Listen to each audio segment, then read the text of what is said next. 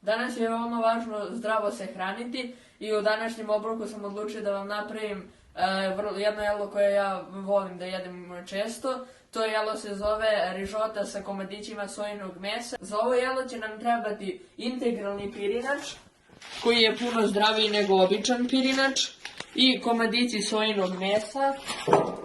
Ovdje su ovdje. I također povrće po želji. Ja sam ovdje izabrao šargarepu i karfiol. Sada krećemo sa pripremom. U jednu činiju ćemo napuniti vodu i u nju ćemo dodati integralni pirinač.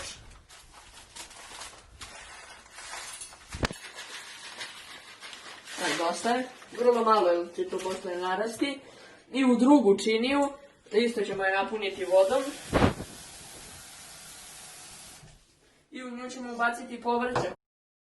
To je šargarepa, sad ćemo iseći šargarepu. I također jedan karfiol. I sad svo ovo povrće ćemo ubaciti u drugu posudu. I sada ćemo staviti obe posude da se kuvaju. Nakon nekoliko minuta pečenja stavit ćemo sojine komadiće mesa u posudicu sa povrćem. Pošto sojino meso treba dosta manje da se ispeče nego povrću. Nakon 10 minuta kuvanja proceđujemo povrća i sojino meso. Ovdje ćemo procediti.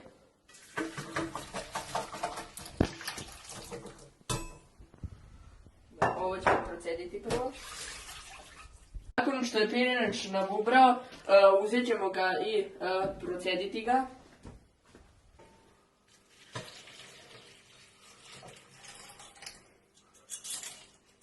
Nakon što je gotovo jelo, ja uz to jelo volim da dodam kurkumu, koja je jedna od najzdravijih začina. I također volim da dodajem najzdravije bobice, evo su ovdje drenjine, i sad ćemo ga servirati. I nakon što smo završili jelo, evo su i finalni rezultati. I prijatno!